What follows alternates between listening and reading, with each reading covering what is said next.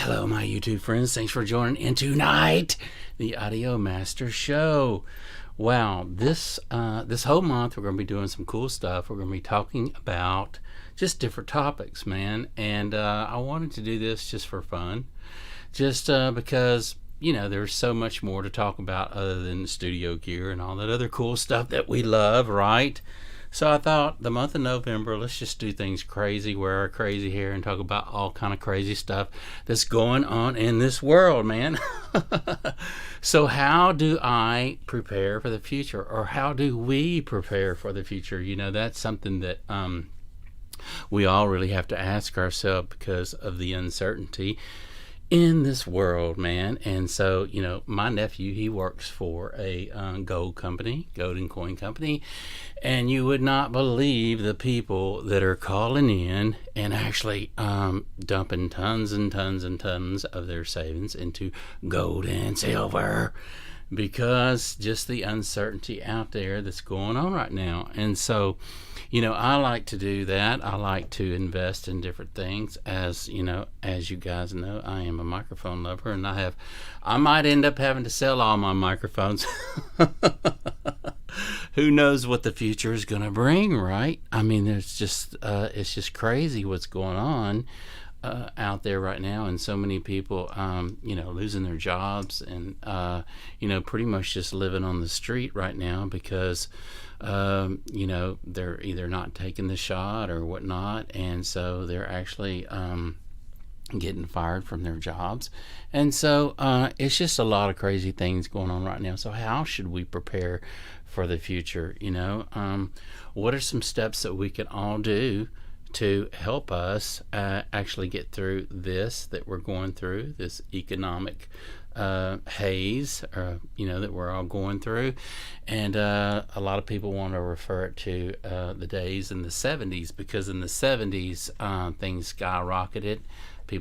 There wasn't a whole bunch of jobs going on, and so there was just a lot of crazy stuff going on in the 70s.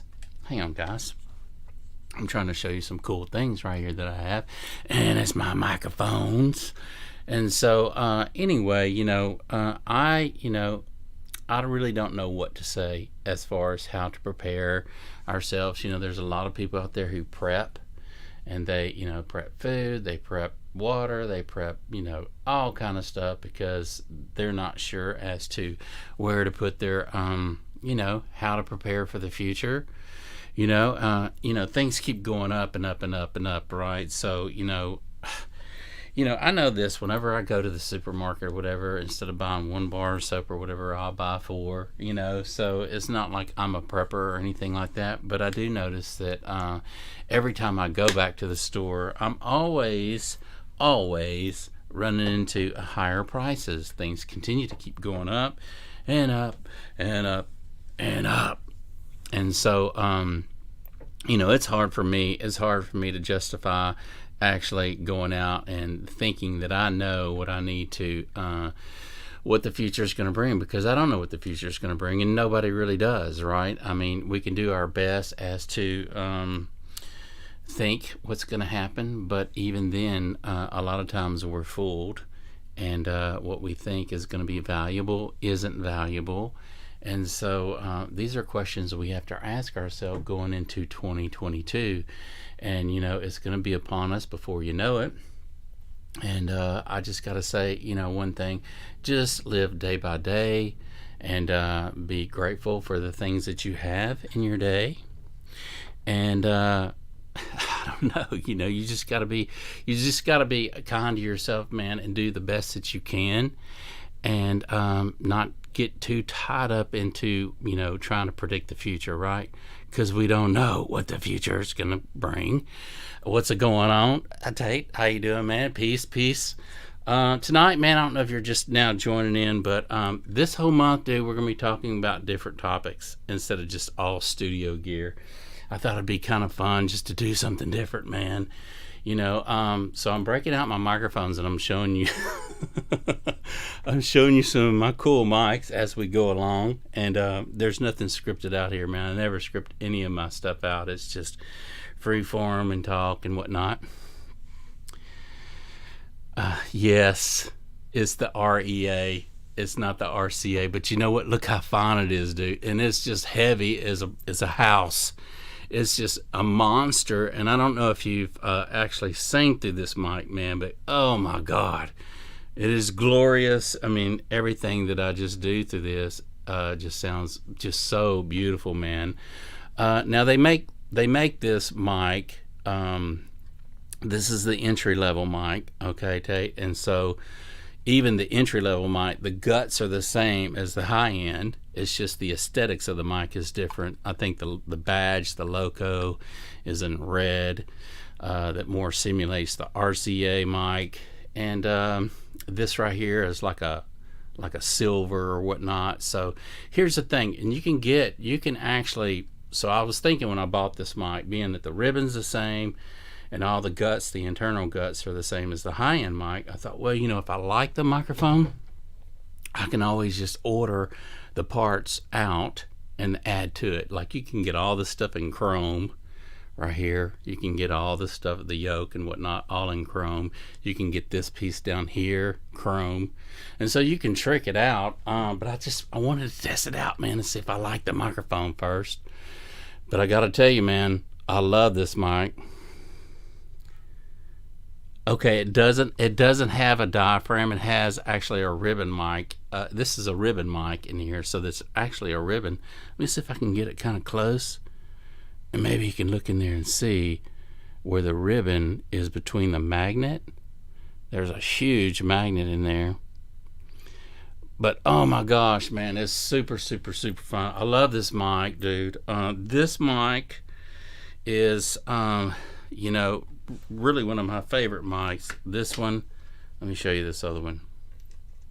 They stopped making this Telefunken. And they actually, because it was derived around the tube, and so I guess they were getting short on the tubes and they had to change things up. You see it? Let me see if I can hold it with one arm, dude, without it falling out of my hand. Let me try to hold that a little better. I mean, it's really heavy, dude. So, when I hold it out like that, it's super heavy. But let me show you this one. If you're really into mic, I'm a mic lover, man, and for years I collected them. I want to set that baby just right. I don't want it to fall over. Okay, so this is one of my favorite mics right here. Now this mic, man, sounds great on mic and cabs. It doesn't matter, man, but this one right here is a jewel. And I tell you what, man, the first time I broke this out of the box and I sang through this mic, I was just floored. It just sounds like butter, man. Everything just sounds so good, and it makes your voice even sound better than it really is. You know what I mean? It's one of those kind of mics where it just really makes your voice sound really like gold. The highs sparkle and the mids like pop in the mix. I mean, they just really stick out there in the mix, and the lows are just, the lows are like knock your socks off, man. And so what's cool about this mic is when you're working the mic and you get closer to the mic, you can actually work the proximity effect on it. Whew. And so it really, this is the AK-47. And I believe it simulates the Neumann U47 and the Neumann M49 microphone. So they did a combination between the two, between the capsule and the tube to achieve that. And oh my God, dude! So when I got this mic, I mean, I think I spent like $18.50 for this mic. So it was a little high. It wasn't as expensive as the R44, but this mic is like a jewel, man. I'm telling you. And I can't wait to start doing some more studio work in here. I'm gonna tell you, and you probably know if you're in the studio or you work in the studio, it's kind of hard whenever you have to do, wear all the hats. So you're the musician, you have to play the parts, you have to get everything going, you have to stop, and so it takes twice as long doing things. And I'm trying to get another engineer over here. He wants me to record some of his stuff, and at the same time I'm gonna get him to play engineer while I track some of my stuff. Okay, the M16 MK2. Okay, how do you like that mic, man? Have you had it long?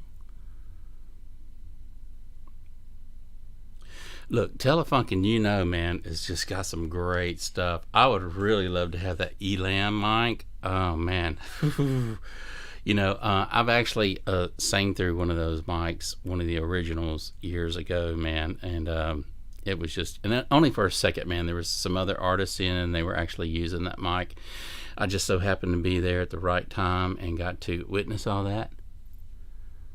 Okay, cool. You have a home studio. Awesome. Awesome, man. What by just a curiosity, dude. What DAW do you use? What do you like to use? What are you actually working on? I started out using Nuendo years ago, 2.0, and worked myself up to like 6.5 or something like that. Let's see. Okay. Had it for 5 years. Nice. It's your go-to vocal mic. Nice. I know, man. They just sound fabulous, don't they, man?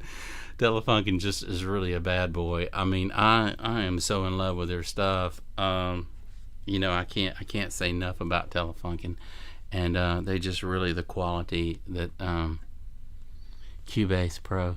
Okay, Cubase is really, really nice, man. That's kind of similar to Nuendo in a way. You know what I mean? I think Cubase is more set up, more geared for MIDI. At least it used to be.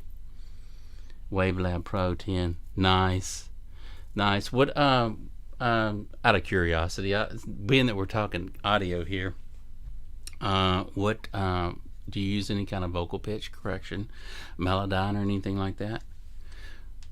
This is an oldie.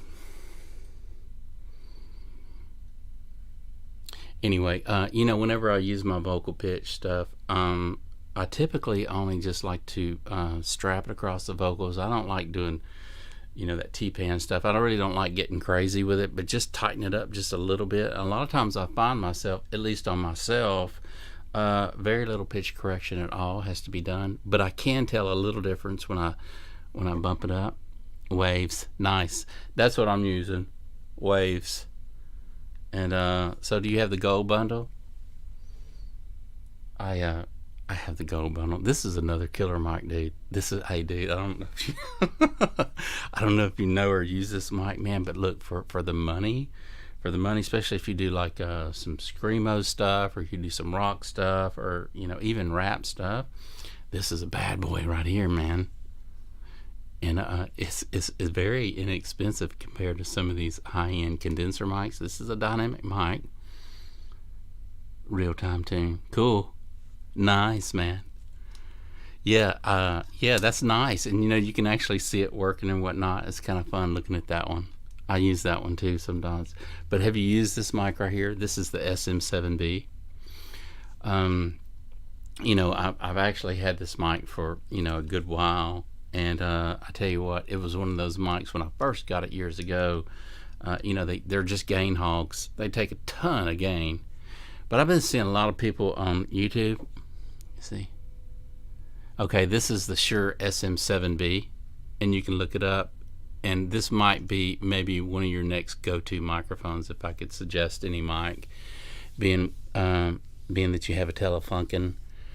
This microphone is really nice, especially if you have vocalists come in and they're not the most purest singer. It's not that they're a bad singer, it's just they're not the most purest singer, and they have a lot of overtones and whatnot in their voice. This microphone works well on them, dude. It really, really does. It makes them sound better than they are. Okay, you have friends that have one. I know. So I want to show you what I want to show you what a lot of people are doing in the studio with the mic. So they're taking this off. Okay, they're taking the windscreen off, and you can see it's nice and beefy, man. It's really nice and beefy. But they're actually singing through it like this, man. And so, straight on, of course, but I'm just kind of showing you the guts of it. You can see the capsule in there, I think. Let's see, maybe I can get it like that for you. Maybe like that, you can see it. I don't know. Does albums with it. Yeah, I know. You can, so this mic right here sounds great on a lot of things, man. Toms it sounds good on. I've even seen people put this on the kick before. And so, yeah, they do a lot of things with this. I wouldn't use this as an overhead, but I'm sure you probably could. There you go. You can see the capsule there. Hang on. Right there. It's pretty much dead on. His mic screen's off. I know. So a lot of people are using this, and for I think it's like $350. And I know times, right now is kind of, everybody's kind of being conservative with their phones right now because of all the crazy stuff going on. But man, that's a great microphone to get, dude. I will say that. Yeah, it's legendary. I know, man. So originally that mic was the Shure SM7, and then it was years later that they came out the Shure SM7B. I'm not sure if there's a big difference between the two. Maybe just aesthetically it looks the same. This is a super cool mic right here. This is the Electro Voice microphone. This is a shotgun microphone. Now I love using this mic, dude, on say like if I want to point it at my acoustic guitar, just as another microphone to pick up the instrument itself. If you look on some of those old albums by Cream and some of those old YouTube videos of them playing, they actually have this microphone mic in their drum kit, man. They'll do an XY. I do have two of them, by the way. And they'll do an XY thing on the drum kit and really kind of pick up the whole kit itself. But this microphone is just a bad boy. And you know what? I found these on eBay, and when I got them, I really wasn't expecting this mic to be as beautiful as it is and to sound as good as it does.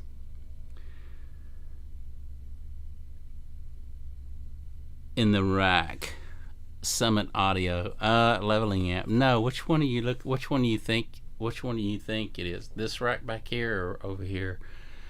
What are you actually looking at? But Summit Audio is a bad to the bone stuff. I've used some Summit Audio stuff, and they make some killer gear, dude.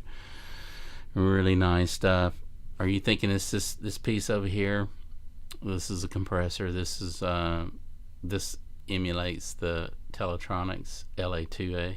This one right here, this gray one, is probably the one you're thinking of. It's closest that looks like anything Summit makes. But it actually works really good, man. See, that's what I was thinking. You were thinking this one right here. So no, it's not, man, but it is a leveling amp. It has a gain on it, and it has a peak reduction on it. It has the two knobs like the LA2A, and what a wonderful vocal mic. Typically that's what they'll use is a 1073. So here's a 1073, and then it's going through the WA2A right here, which mimics the LA2A. And you know what? For the money, it really sounds good. I enjoy this as a vocal setup right here. I use that, and then I also use this over here, this Tone Beast preamp. For the money, dude, I mean, you would not believe. It is like the Army Swiss knife of all mic preamps. You can do all kind of crazy stuff with it. It has two different transformers in it. The Cinemag, and then the other one, the Europe transformer in it, so it can get nasty. So you can have that nice breakup on your vocals before it even gets to your DAW, which is nice to get your sound before you can go to DAW. That way you're not trying to have to spend hours trying to find your sound, right? So when I got this piece down here, the Tone Beast, I was like, well, let's just try that out and see what that's all about. And I was actually going to spend my money on some George Dakin stuff, but which is some other great gear. But I said, well, for the money, let's just try this baby out and see what happens. And then it's going through the WA76, which is like the Universal Audio stuff. And so anyway, this is another mic setup that I just love doing. And this Tone Beast, man,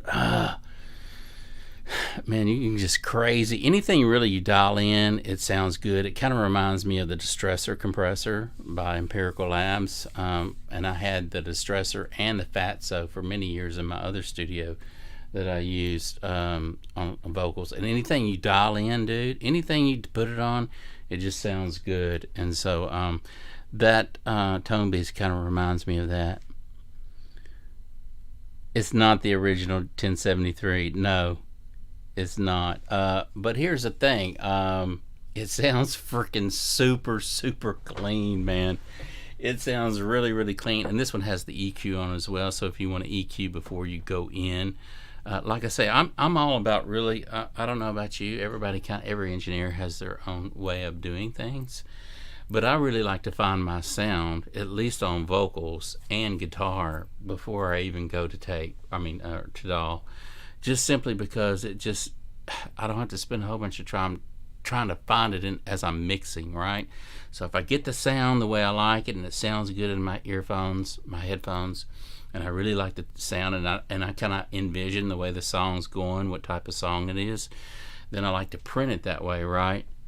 So having the EQ on your preamp is really nice. It sounds a lot better than your EQ in your DAW for sure. Yeah. See, and a lot of people like to do. A lot of engineers like to track like that. They like to find their sound with their microphones, and actually print like that. And so that's what I like to do too. It just makes it a lot easier for me, and it just saves tons and tons of time. But yeah, this is a nice EV mic that I enjoy using, and I'll show you another one that I'm pretty impressed with. Let me put this down.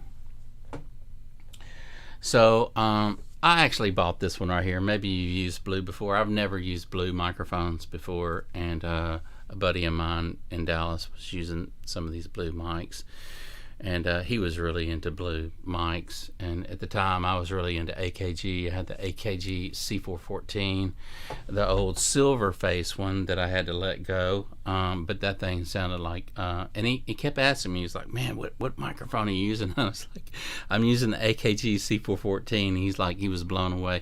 But he was into Blue mics, and I said, well, you know what, I'll just get a cheap one, an entry-level one, and see what it sounds like. And you know, this mic don't sound too bad. It does have, if I had to describe it, it kind of has a, in your face, okay, what is it, okay, nah, I don't like Blue. Okay, see, I never was really into Blue either. Okay, the only reason I bought this one right here, because it was just so cheap. I think it was like $200 or something. And I thought, well, I'll just try it and see what it's all about. But it kind of reminds me, if I was going to think of a color or the way this mic sounds, it kind of reminds me of cardboard. I don't know. Isn't that funny that it reminds me of cardboard? But look, you can see the capsule in here, and look at the size of the capsule. It's small, about the size of your thumb, the end of your thumb. And so anyway, wasn't real impressed with it. But I did have this microphone. I had the original Shure 55, the original one that they came out in the back in the days. And I actually found this mic in a pawn shop, and wow, I was blown away. Now let me tell you a little story here that you're gonna dig. So I had this guy in the studio, and he was really, really talented. He could drums, bass, you know, he had all his songs worked out, and he played all the parts. And so we were just tracking, you know, different instruments and whatnot. So we got to his voice. I had the Flea U47 at the time, classic, I know. And it's like, oh wow, it's just such a jewel. So I had the Flea U47 at the time. I had the AKG 414 at the time, and just a bunch of different good mics, right? Professional microphones, I had them. And so he seen this one up on the desk, and he was like, dude, does that mic work? And I said, yeah, it works. Now, keep in mind, we were using $4,000 microphones on his voice. And I said, I haven't used it in a while, but it works. It sounds really good. So he says, I want to sing through that mic. And I was like, okay. So we got it down, strapped it up to I think I was using the Universal Audio mic pre, and then the 610 mic pre going through the distressor. And so we put this microphone on his voice, man. He sang through it one time. He says, I want to sing all my songs through that microphone. And I want to tell you, man, it really popped in the mix. Very little EQ at all. Very little high pass on the vocals itself. I put a high pass on it just to roll off that unwanted low end anyway, and it really didn't even seem like it needed, because it just was like glue to the mix. It just was really, really sounding good, man. I was really impressed with that. And I don't know if it was just his confidence too, because keep in mind we were using those high-end condenser microphones, and sometimes this is what you're going to find out is sometimes people sound better on dynamic microphones. Man, they just do. They just sound better on a nice dynamic microphone than a nice high-end condenser, and that's why this one right here is a jewel, man. For just that very same reason, you're going to get artists in there, especially where this one really comes in. Comes in handy is whenever you actually have someone in your studio and you want them to track in the mixing room itself. So so sometimes they feel a little more comfortable if they're kind of in the same room with you, right next to you, and they can track and listen to the monitors and not have to wear their headphones. Man, you can really do a lot with this one by angling because it's a directional mic, right? So you can place it in the room, strategically place it, have your artist in the room, and they can sing the vocals right there. And you can actually get them to do several takes and then choose and pick from what you like and, comp it all together. But this mic, man, you're going to really find out if you can. I tell you what you ought to do is the next time you have your artist over. Yeah, that's true. That's true because if you got to crank it up, man. You got to crank it up so it does hear a lot of things. But sometimes here's the thing. Sometimes a little bit of bleedage isn't a bad thing, and so a lot of people like to reamp. You probably already know that. That's how they used to do things years ago, was just reamp stuff and get that big sound and whatnot. But anyway, I was gonna say bar your friends next time you have an artist over, man, and just try it out and see if you like it, right? That way you don't have to buy it or whatever thing. But I tell you what, man, this is a jewel. I love this mic. I really do enjoy this microphone a whole bunch. And this is a cool mic. You can actually, so I want to tell you a little story. You're going to laugh. But 2019, I made some changes in my life. And so, anyway, I downsized, had to downsize, okay? I'll just be honest with you. I had to downsize with everything I had and sell a lot of my vintage microphones, and just things were real bad for me, okay? So I'm starting over, and I'm rebuilding my mic collection, as you see. And so anyway, I did a tune called Next to Me, and you can check it out if you go to YouTube. Go on YouTube and type in R-Trib, T-R-I-B, official video Next to Me. And if you type that in, my video will come up, and it's a very simple song. It don't have a bridge in it or anything. It's just really kind of a little sad little love ballad. But I sang it through this microphone right here, this little Rode microphone. And I was hearing a bunch of great things about Rode, and I know it's an entry-level mic and for the money, and I was like, well, what the heck, So I sang that song, and check it out, and just I want you to hear the vocals, man. It sounds really good for what it is, right? It's just really. So I put this microphone through this little. You're gonna laugh. Through this little mixer, man, as my preamp. This little Yamaha right here, right? But let me tell you, so it gets even better. So I put this mic through this little mixer and dialed in a nice little hall sound and just the right amount. And we played the track with my guitar and keyboards, and it was like, man, my voice was like really sounding good with just using these two. No compressor, no nothing, man. And I tracked it in this very room right here. And I was like, man, that sounds great, dude. I know, right? And I was like, dude, that sounds really, really good. And I was telling my buddy, because he was playing the keyboard parts on it, and I played the acoustic guitar on it. So it's a video. You can check it out. Check out the video. It's in this room. And so I said, dude, that really sounds good. Turn on the camera. Let's track the song with this microphone, this cheap mic, and this cheap little mixer right here, and just see what we can do with it, Because really it's the vibe, and you know that. It's all about the vibe. It's everything's about the vibe. If you can get your artist to come in and there's a vibe going on, you got to have that play record going, man, because you just don't know what you're gonna miss, right? A lot of times when they get ready, or if they're not ready, or they're up there and they're expecting high expectations, a lot of times they don't do as good as they if they just if the vibe is right, man. You know, everybody the vibe, man. So the vibe was happening, dude, with this, and we tracked the song, man, and I was really impressed, man. Really, really impressed. Just post a link. Okay, I'll see if I can do that when I'm done. But it's really easy. You go to. I'll say it again. It's R-Trib, RTRIB, official video next to me, and it'll come up. You'll see me. I'm in there playing my. I'm in here playing my acoustic guitar, singing through that mic. It's really cool, man. It's really cool. Let me know what you think about it, man. As far as because there was very little done that we did to it. As far as I think I put a high pass. I always put a high pass filter on my vocals, just because a lot of times I don't really want to. A lot of times if there's not that many instruments in the tune, and I can get away with kind of having a little more low end in there as much as that I can hear anyway. And so but a lot of the songs that I do, I always put a high pass filter in it. But I was really impressed with this Rode mic at the time. Now I haven't done any more tunes with it, but I will be doing some other cool tunes coming up, man. And so I'm excited because I get in the vibe, man. And when I get in the vibe, I gotta record, and sometimes I do it live. And so even if it's just getting in here and having this, I want to tell you this mic.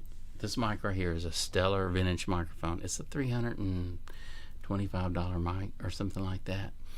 And I went inside it and I modified it. I actually took the grill out on the inside, being that I'm the only one that's going to sing through it, right? So I'm not going to spit on the caps or anything.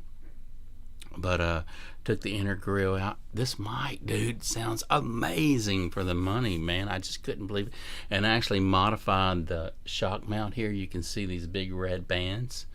So I'm into stuff like that. I like tricking stuff out, man. So I actually did a video. I got a video of how to do this, how to put bigger shock mount bands on your shock mount, different colors. I don't know why the companies don't do that already. You would think that people don't just want black, they want something maybe white or red or green or whatever. And so anyway, they're thicker and it just really supports this mic. But I'm telling you, this mic right here really sounds good. It's in your face, and I'm really impressed with this mic right here too. So I'm going to be doing some stuff through it. I'm going to be doing some A/B stuff, because this is what I like to do too whenever I'm doing my vocal tracks. You probably do it too. I wouldn't high pass on the tracking. Okay. That's cool. I don't do it on the tracking. I just do it in the mix. You know what I mean? I just do it in the mix. But this is really cool. This is cool, man. Check this out. This is what I like to do. Sometimes I like to put two mics up there, right? And if I'm the vocalist, I can kind of hear what's going on, right? And I pay attention to that. I'm kind of good about working the microphone and listening to what's going on, singing off axis, actually stepping back a little bit, welling it out on the courses and whatnot. So I'm really kind of good at working the mic. But what's kind of cool is when you're tracking to do two mics, and that way you can do a variation of the two in the mix, maybe push one up a little higher and one tucking underneath or whatever, or decide which one sounds better and you don't need both, right? And so you capture it all in one thing. Yeah.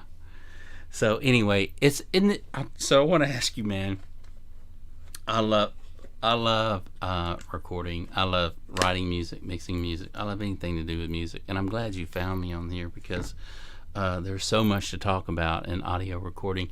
And here's the cool thing, man. The more we do it and play with it, the better we get, and the longer we stay with it. We just continue to learn and learn and learn. We never learn it all, right? And so there's a guy named Al Schmidt. You probably know him. He just passed away. But anyway, he was one of my favorite engineers of all time, just simply because he loved microphones. Microphones was like, I don't know, they were like part of his fingers, right? Because every microphone has its own little bumps and curves and personality. And so he always believed that if you found the right microphone for the right instrument and the right placement, miking that instrument was ideal before you even hit tape or tracked.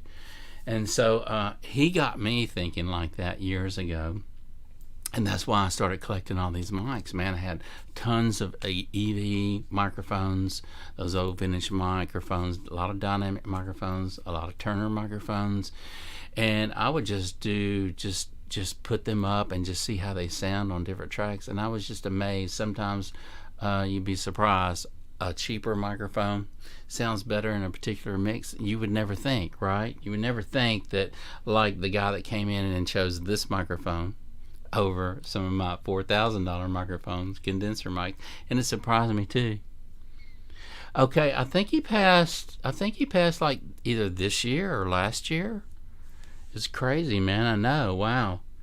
The guy was just a genius, man. I mean, you can look up his his stats and all that stuff and read all the all the people that he actually tracked for and did recordings for. I mean, he did big orchestras. He did all kind of stuff, man. TV. He was like the guy, He was like really, really, really, and genuine too. I'm thinking when he was a kid in New York, he was actually going in the studio with his father or his uncle or somebody like that owned a recording studio. So at a young age, man, he was in there learning. He was in there moving microphones around and learning mic placements. And you can read all about him, man. But it really impressed me. And so I fell in love with the guy's, mind, man.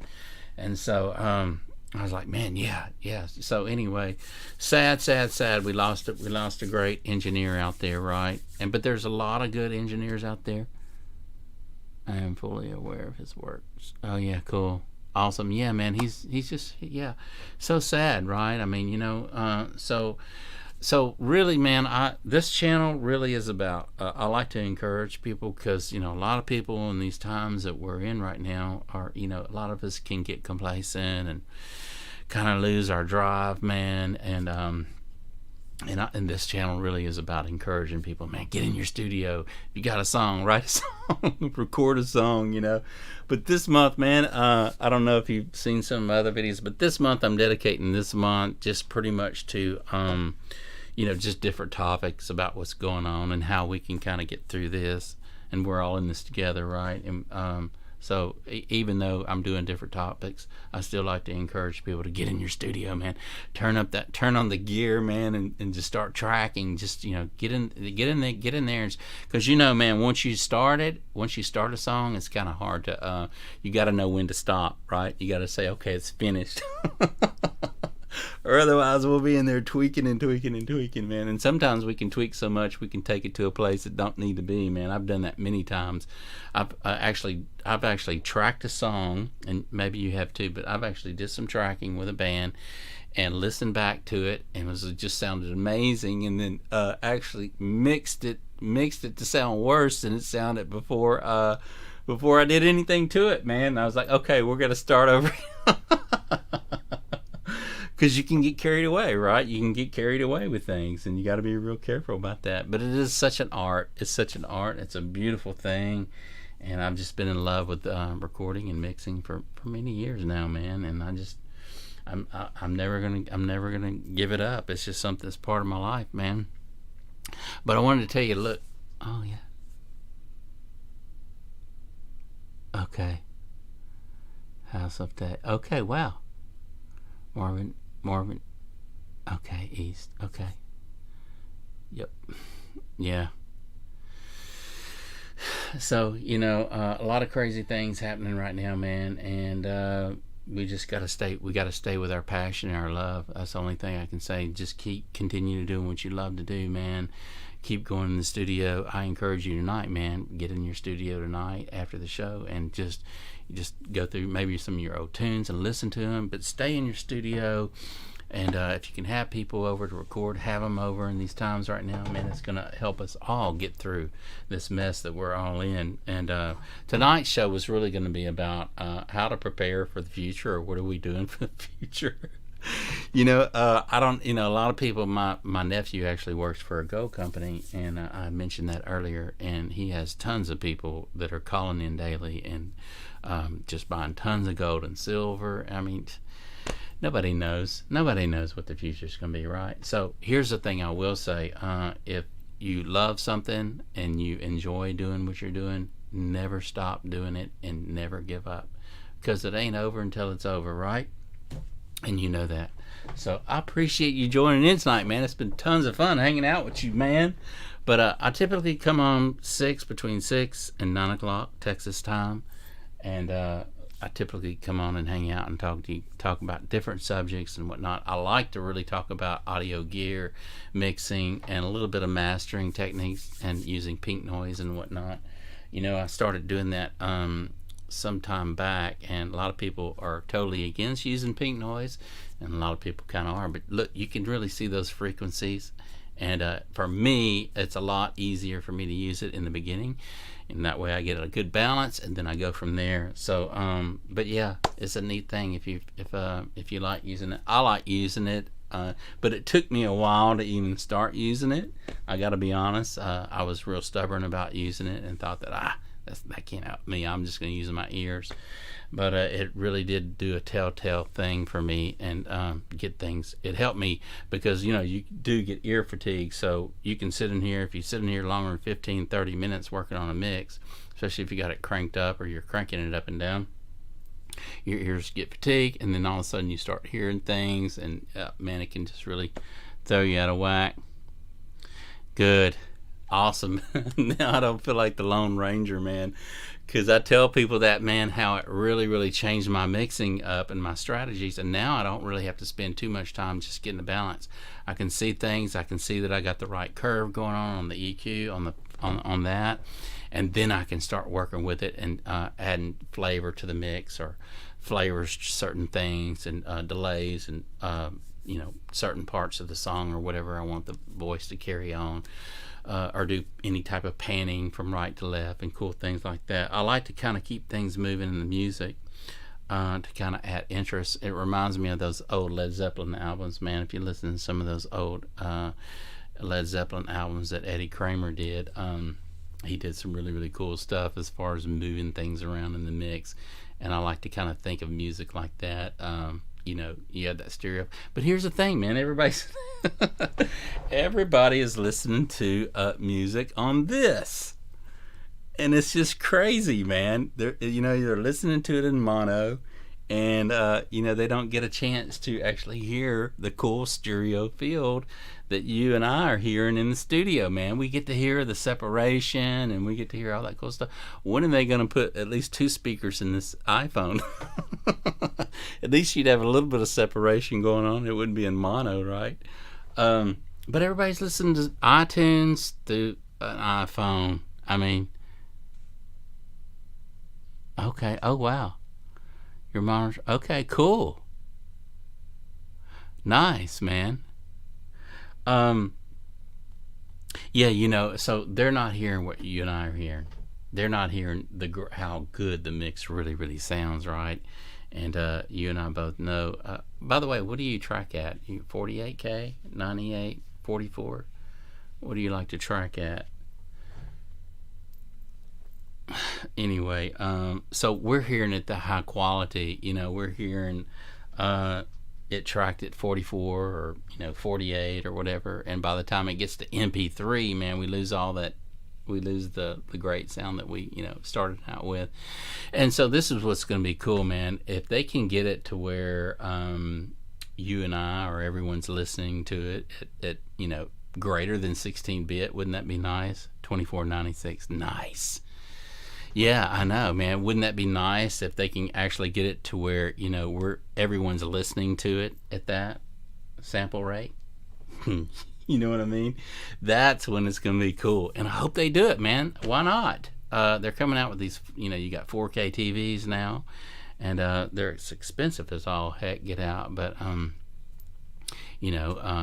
so, like, that's what I think when I started actually using video and whatnot, if you're not using 4K or someone don't have a 4K TV, they can't see it. the visual anyway. So so it's going to be nice when we can get to, everyone's can record in 4K and watch in 4K, and then everyone can record at 2496 and listen back at 24, or at least higher than 16-bit, better than CD quality anyway. But we're listening to stuff we're listening to stuff on MP3s, man. It's like going backwards, 10 steps forward, and then 20 steps back. It don't make any sense, man. But here's the thing. I really like to use analog gear and digital gear, and that's what's cool. That's what they're doing in the big studios, whether they're mastering down on 1-inch tape or using 2-inch tape, and then using the best of both worlds. And that's when you really got a bad boy studios, when you can actually have the money to keep the gear up and all the heads and everything cleaned and all that cool stuff, but to actually get your bass sound, or maybe your drums or whatever, sounding really, really fat. But here's the thing, man, these Way plugins, they've got these, the reel-to-reels that simulate all that stuff. In fact, I've got 2 of them on my unit right here, and I can definitely hear the difference whenever I'm running everything back through them, and I love it, man. I love the idea that they're just getting better and better with stuff, and before you know it, who knows, you probably won't even need anything analog. It's going to sound so good. Hybrid studios are common. I know, man. And you know what? Hey, now is a good time to buy, man. Isn't that true? Because a lot of people are letting go of that cool old gear right now, man. Either the cost, or they're just the uncertainty, or they're not bringing in the bands that they were bringing in, and so a lot of these big studios are going under. And you know what they're doing? They're auctioning all that good gear off, man. So for you and me, now's the time to find some of it if we can, and grab a hold of it, man. If anything, just to have in the studio is, pieces that we use from time to time, right? I mean, wow. Wouldn't it be nice to have a big old Studer reel-to-reel in your studio, man, and get to play around with that cool stuff like the big boys do? Wow, man. I don't know, man. I'm just into that kind of stuff. I love gear, man. I could talk about gear for 24/7, man. 24/7. It's just so fun, man. Especially when we get behind the when we're mixing down. Do you use a live board, a digital board? Do you go out of your DAW or back into a board? You have a knee? Wow, dude. Oh my gosh. Wow, man. I bet you that baby sounds like a like a sweetheart.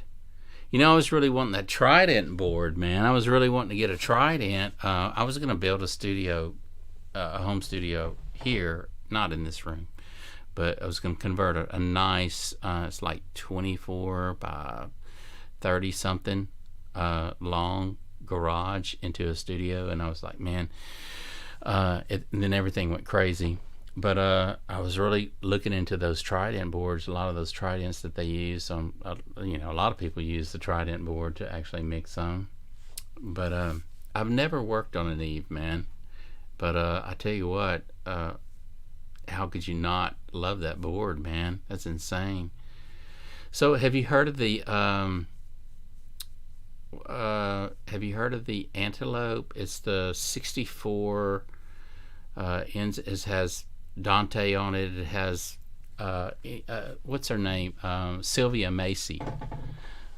Oh, Pultec EQ, nice. Yeah, Pultecs. I know, man. Oh God, that's a jewel, right? So have you heard of? I guess you know Sylvia Macy. Anyway, she bought all the daggum vintage. There was this museum. This older guy had every microphone under the sun. And I don't know what kind of deal she worked out with him. I don't know if he was passing away. I'm not sure the relationship that they had, but Sylvia actually bought all of his microphones and did some tracking using all these microphones on a drum kit. And she had over 50 microphones, and she was using the Antelope interface. It has Dante on it, and she was going... And she had, like I say, she had all these 50 mics. Everything that's common on a drum kit and everything that isn't, that's vintage. and she used all of them and did a variation and was able to use and a combination of all those cool mics. Anyway, very interesting video. I actually seen that one on YouTube, man. But she's done some great work too. That Pultec EQ, I have a friend that actually has that EQ. I've never actually worked on it, but I've heard him use it, and it's just, he loves it, man. He loves the way it sounds. It has like an unbelievable sound, I hear. The Audient audio interface, nice. So I think this Antelope 64, I don't know that it's the newest thing out right now, but like I say, Sylvia's using it right now and she swears by, excuse me. And what was I gonna say? Anyway, she just loves this thing, man. Loves it. And so that all makes a difference how we go in, right? How we go in on our interface and everything, the clarity. They come a long ways from 15 years ago on these interfaces, haven't they? Seems like I had was RME. So I started out with the RME interface years ago, and wow, for the money that I spent on that interface, now you can get stuff half the price. It sounds better than that stuff back then. So you asked about Summit Audio. I love Summit Audio. Do you have any of the Empirical Lab stuff? Because dude, I really am a fan of their stuff, man. I had to let go, like I say, my whole studio, man. I had the Fatsos, I had the Empirical Labs, Distressors in there, Universal Audio 1176. I had the 2108 Universal Audio mic pre, which was bad to the bone. I love that preamp, and it was a 2-channel pre. I had to let it go. It was a bad situation for me, man. It was a real bad unexpected thing too, right? So it was one of those things that hit you from the sideways and you didn't see it coming. And so anyway, I'm back on my feet, man. I'm back on my feet, man. I'm alive, right? And so that feels good to be alive, and it feels good that I'm gonna be okay, man. I'm getting my studio gear back together, and little by little.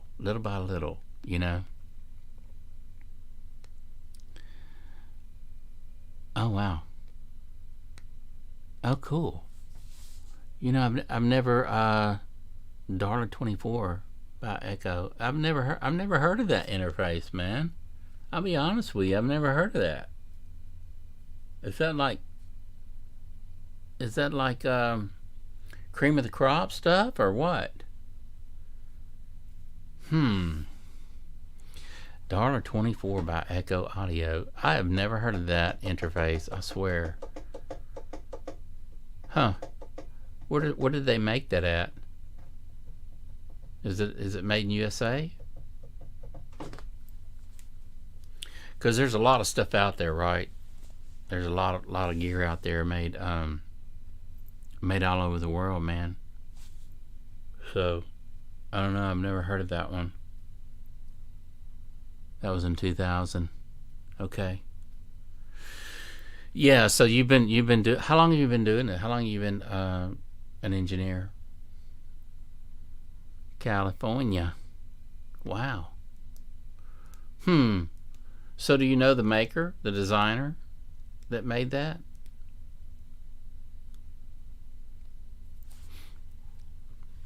There's a lot of great engineers out there, man, who made some great gear. Bill Putman was one of them, right? Don't we love Bill Putman? Just an engineer, engineer. I mean,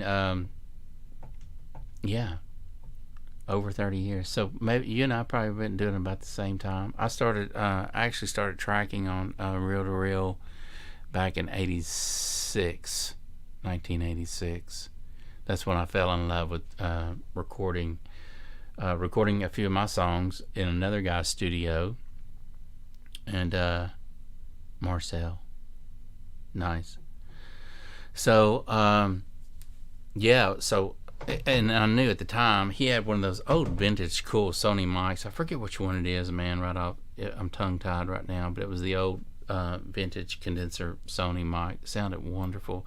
Sang my first real vocal track to that microphone, to a Tascam reel to reel, and I think we were using, everything was Tascam at the time. I think we had a big Yamaha analog board that we were actually running everything through, using the preamps on that, and a 4-track. Yeah, me too, man. A little 4-track, I know. And so, but you know, hey, we fell in love with it, didn't we? We fell in love with it, and we're still at it. Isn't that amazing? We're still here. We're still doing it, man. I know, man. So anyway, I knew after my first recording, playing on that, listening back, Sony 38. I know, man. Yeah, that's what it was. That's probably what it was, man. The Sony. Anyway, it was, kind of a little. It's kind of skinny and long, But anyway, I don't know, because I was too young at the time, really. I think it was like 18 or something. But anyway, and I wasn't really into that. I was just trying to play the song, right? Doing my best to play the song without to the click track, doing my best to do that. But I remember listening back to that, and I was like, oh my gosh, this is what I love. I love being a musician, and I love recording. The two are great, man. So that's kind of like when I started, man. And it's just been a journey all this time. I love it, man. I could sleep in my I could sleep in my studio, man. I love it so much, But and you too. You spent many hours in there, and tweaking things and moving things around, and just listening to different variations of different mixes and whatnot. And so I started actually. I don't have them here now, but I actually started monitoring through the Yamaha NS10s, the old ones, and I didn't know what I had at the time, and but I got rid of those. I got rid of those monitors. And I was always told, if you can make a mix sound good through those, then it's going to sound good, And this was when I first started mixing, so I didn't have any idea of what it was supposed to sound like or anything like that. And but I got rid of those. I got rid of those monitors, and I wish I still had them just to be able to hear them today and go, what did I get rid of, right? And so. But I like to mix through. I have some PreSonus up here. I have some Adams up there, and then I have some headphones that I like to mix through too as well. So Beyerdynamic micro headphones that I like to mix through, and so I'll kind of go back and forth. But here's the thing, man. I'm in this room that I'm in. I really know my room and the way it sounds, and they still make that mic. Oh, do they? Wow! I didn't know they made that mic. I'll have to look into that, man. But I know I see them on people selling them on eBay, but they're all dinged up and whatnot. Here's the thing: whenever you buy stuff on there, nothing beats coaxial speakers. Oh, I bet, man. I know. So what speakers do you monitor through? Are they near field, or are they in the wall, or how do you have your setup? So anyway, man, so I can pretty much get the bass right all the time in here on my mix. I might have to do one adjustment after listening, to several different units in my car, my truck, different units. I'll go and listen to different people's stuff, and then see if I'm close. And if it sounds close on all of them, I know I'm in the ballpark. And yeah, here's the thing, man. There's so many different monitors out there, and you hear different stories from different people what they're using in the studio, and you and I know what a lot of them are using in the studio. And but here's the thing, man. On stands, yeah. Do you have them on like little mopeds or something? Something that you're hearing the speaker. A lot of times, treating the room is crucial. treating your room so that you don't get a lot of outstanding waves moving around, and you actually hear the room instead of the speakers. We want to hear the speakers, right? And so I've got this room sounding really kind of good, and I know it now, man. I think it's really us knowing our room and us knowing how our speakers translate more than anything, right? And so, but I've got this room. I have the yin yang kind of set up in here to where, my speakers go across, and when I'm mixing, I'm right in that pilot seat, and it's just tons of fun, man. But it took me a while to actually, and not so much in this room, in my old studio, in my other place. Wow, dude, that was like pulling teeth trying to get a good mix in that room. It really, really was. And then I got over here. This room has, I want to say, if I had to guess, 12-foot ceilings. It's an old house, man. This house is like 65, 70 years old. It's insane how old this house is. But it has wooden floors, high ceilings, and behind the sheetrock, or not sheetrock, but paneling, is that old shiplap wood that are built in those old houses, So I'm not really sure if that has a lot to do with, the sound, me getting a good sound or whatever, or my setup in here. I do have bass traps in the ceiling, in the corners of the ceilings, and then on parallel to my ears, I have okay, you have bass traps and cloud over here. Okay, yeah. See, I don't have a cloud over my setup. I don't have it, but I don't know what it is. I do have a lot of things hanging up here, right? So,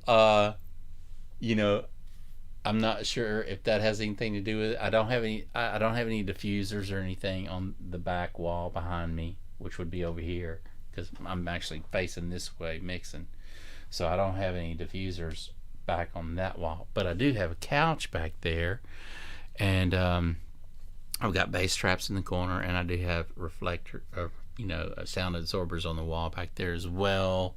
You can see up in that corner right there, there's a big bass trap up there, and you can see I have it running along the perimeter of the ceiling as well, and it goes all the way around. So I mean, I really got a good, nice, comfortable sound in here.